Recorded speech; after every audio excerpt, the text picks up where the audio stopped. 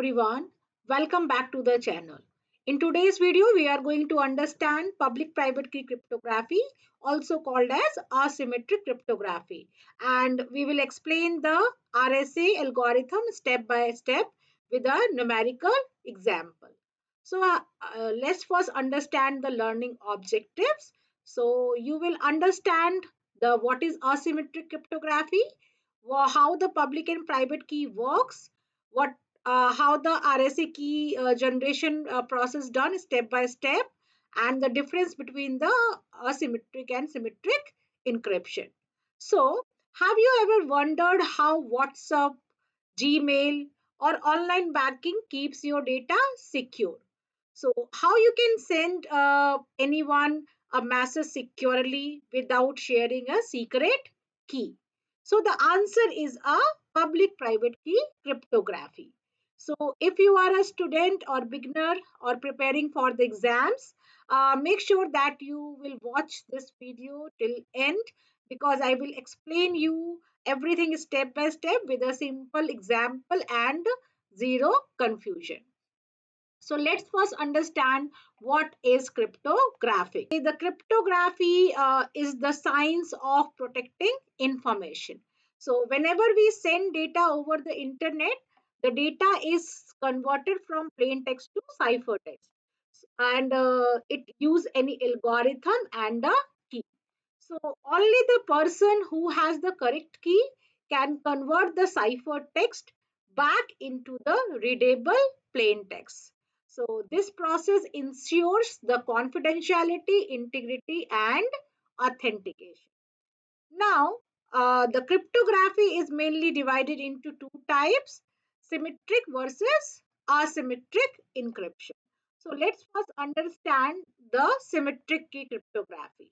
So, in the symmetric key cryptography, we already discussed in the previous videos that only one key is used for encryption and decryption.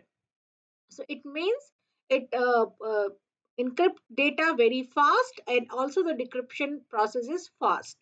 But the problem is a key sharing. So if the key is stolen, the security is lost.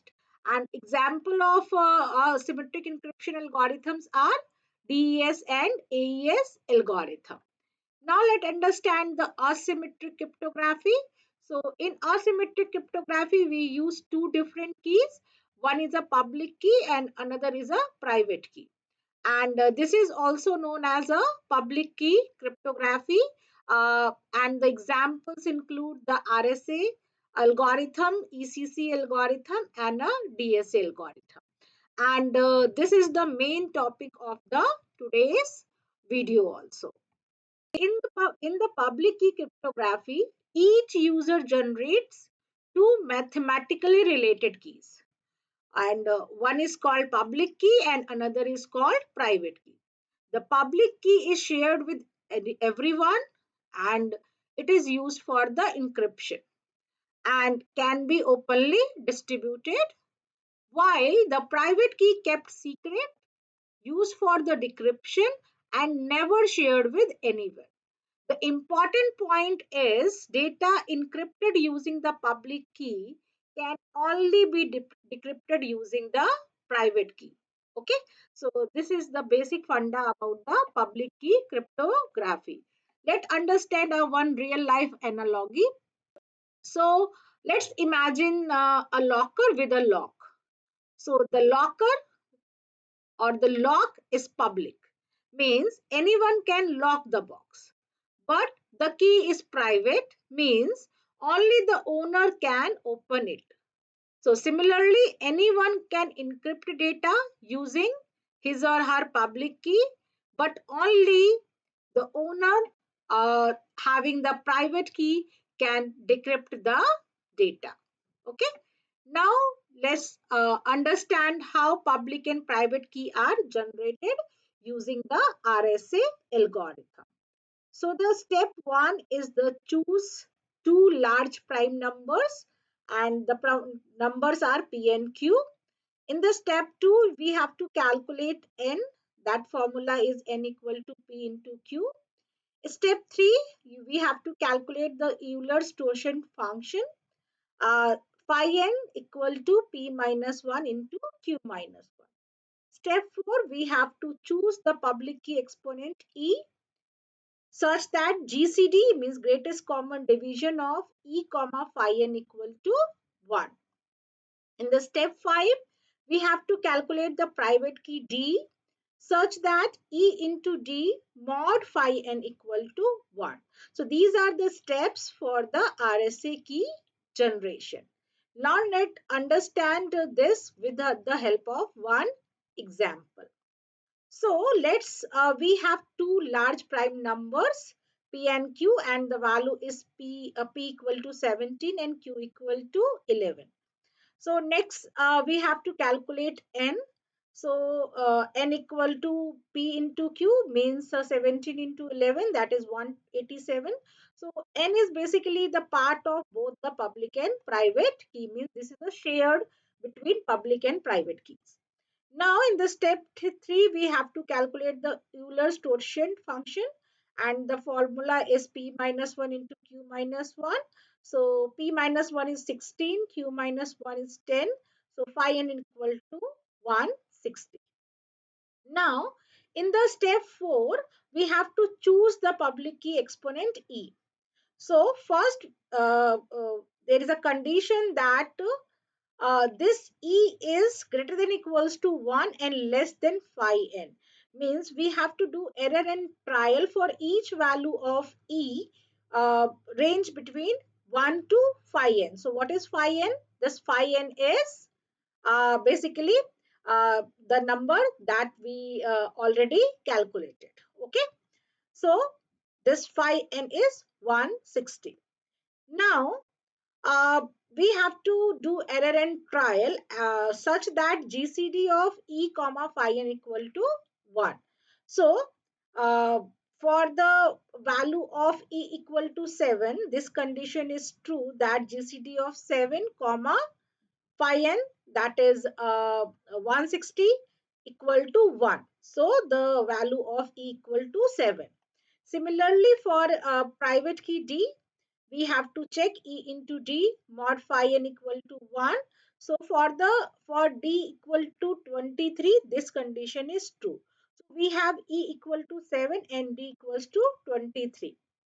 Now we have to calculate the final keys, and the public key is E comma n. E value is 7 and n equal to 187, and private key equal to D comma n, that is 23 comma 187.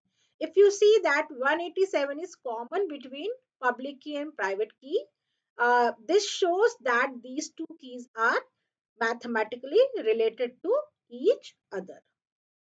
Now let's understand the encryption and decryption process. So for the encryption, let's take a one message m equal to 10. So the encryption formula is C means ciphertext equal to m raised to E mod n. So here the E value is 7. So 10 raised to 7 mod 187, and this C comes 142. Now for decryption, the ciphertext we received from encryption is 142. So the formula is m equal to c raised to d mod n, and the d value we get is 23. So m equal to 142 raised to 23 mod 187. So we get 10. So that the way we get the original message from the decryption. So in this way, the encryption and decryption is done using the RSA algorithm. Now let's understand some real world applications. So basically, the in the real world, RSA is used very vast for the HTTPS and SSL certificates, digital signatures, for securing the mail communication, for the cryptocurrency wallets, and also for the online authentication. So there are lots of the applications of the RSA algorithm. Okay. So, and we also say that without public and private key, the secure internet communication would not be possible. Okay. So, to summarize, we can say the public key is shared, the private key is secret for and used for the decryption. Now the RSA is based on the difficulty of factoring the large prime numbers. So the public key cryptography solves the key distribution problem of the symmetric key cryptography. Okay. So if you found this video helpful, you please like this video and subscribe to the channel, and also please share with your friends, and if you have any doubts, please comment below. uh, Thank you for watching. Happy learning.